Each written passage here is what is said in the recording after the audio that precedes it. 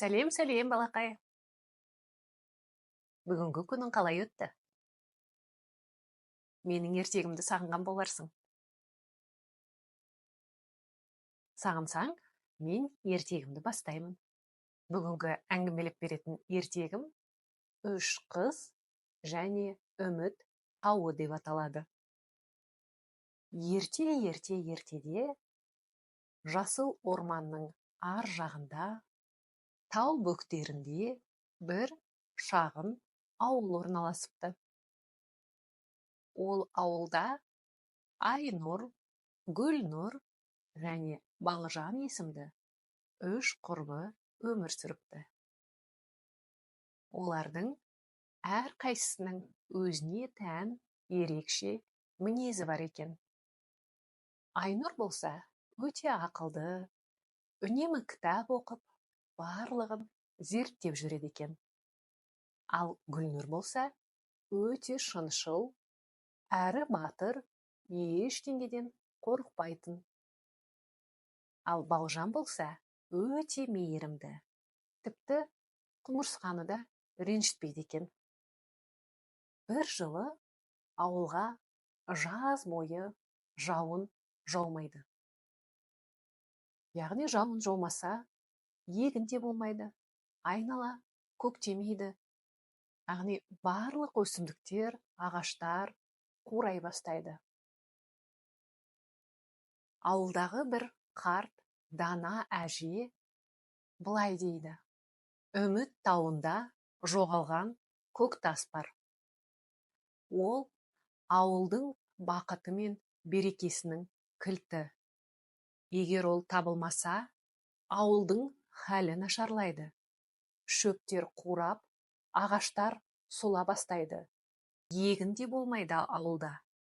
Су тартылып, адамдар мұңға батады, дейді әже. Қыздар болса, сол көктасты табуға бел буады. Бірден жолға жиналып, шығып кетеді. Бұл сапарда ол үшеуі қандай қиындықпен кездеседі екен? Қане әрі қарай тыңдайық. Олар алдымен қалың орманға тап болады. Орманның ішінде келе жатса, торға түсіп қалған бір арық түлкіні көреді. «Көмектесіңдерші, өтінем», деп түлкі жалыныпты. Балжан болса, торды кесіп, бірден түлкіні босатып жібереді. «Рахмет, қажет кезде көмекке келем», дейді де түлкі қуанып жүгіре жөнеледі. Ары қарай жүріп келе жатып, олар ағысы қатты өзенге тап болады. Алдарында ескі тас көпір тұрады. Бірақ жартысы құлап жатыр. Кенеттен алдарынан бір қарт ата пайда болады.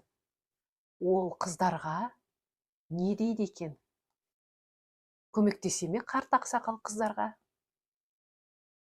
Дұрыс айтасың. Қарт ақсақал да бұл өзеннен қалай өту керектігін түсіндіреді. Ол қарт қыздарға былай дейді: бұл көпірден тек шынымен өздеріне сенімді адам ғана өте алады. Ал қалғандары суға құлайды, дейді. Айнұр ойланып, зерттеп, көпірді байқап, қай тастар орнықты екенін анықтайды дағы, үшеуі бірден аман есен өзеннен өтіп кетеді. Ал өзеннен қыздар аман есен өтті. Ары қарай не болады екен? Тыңдаймыз ба? Жақсы, мен жалғастырамын. Олар үміт тауына жақындап қалады. Бірақ жақындап қалғанда бір қараңғы үңгірге кіріп, адасып кетеді. Сол кезде «қорықпаңдар» деген дауыс шығады. Ол кім екен? Әрине, бағана өздері тордан босатқан түлкі көмекке келеді. Ол түлкі оларға жол көрсетіп, үңгірден шығарып жібереді.